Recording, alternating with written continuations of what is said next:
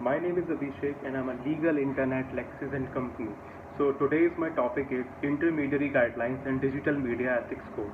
So the new rules in India for social media platforms and digital news outlets called the intermediary guidelines and digital media ethics code came into effect.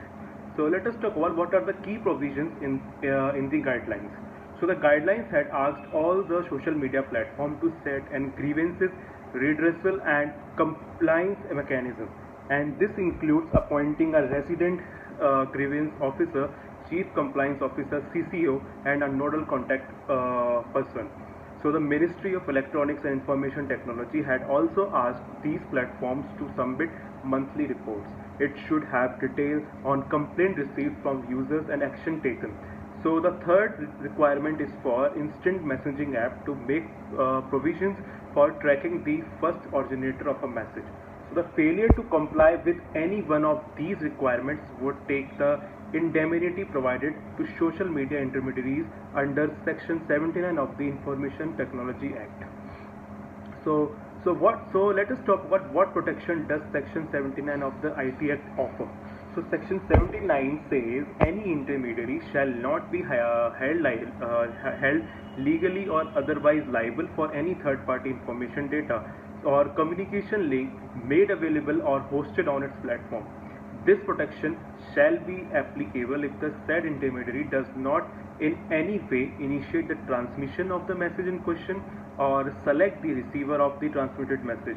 And third one is modify any information contained in the transmission. So the platform should act just as a messenger carrying a message from point A to point B without referring any manner.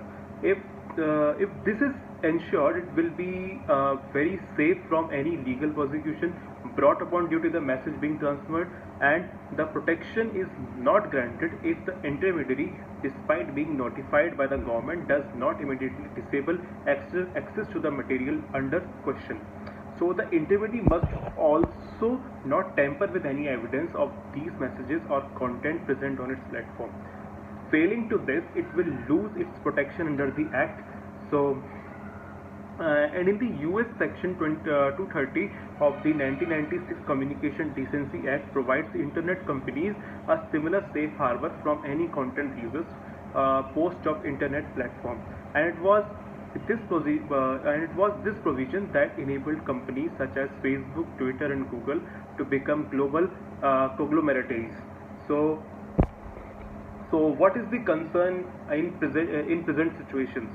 So the social media intermediaries such as Twitter, Facebook, and Instagram have so far not appointed a personnel as required under the new rules in India. So they have also failed to submit monthly report on action taken on grievances and complaints submitted to them by users. So that the protection under Section 79 of the IT Act will not hold for them. So next is what happens? What happens if the protection is withdrawn? So nothing changes overnight, and as we know, that nothing changes overnight, and social media intermediaries will continue to function as they were. So people will also be able to post and share content on their pages without any disturbances.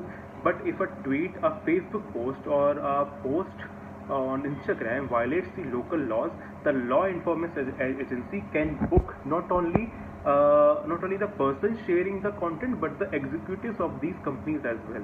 So reading the provisions of IT rules in consonance with the Section 69A of the IT Act just suggests that this liability can even be criminal in nature. So in other words, the CCO, Chief Compliance Officer, can be made to serve a prison term of 7 years. The absence of the umbrella protections of Section 79 could also lead to situations where employees of the platform may be held liable for no fault on their part. So that's it.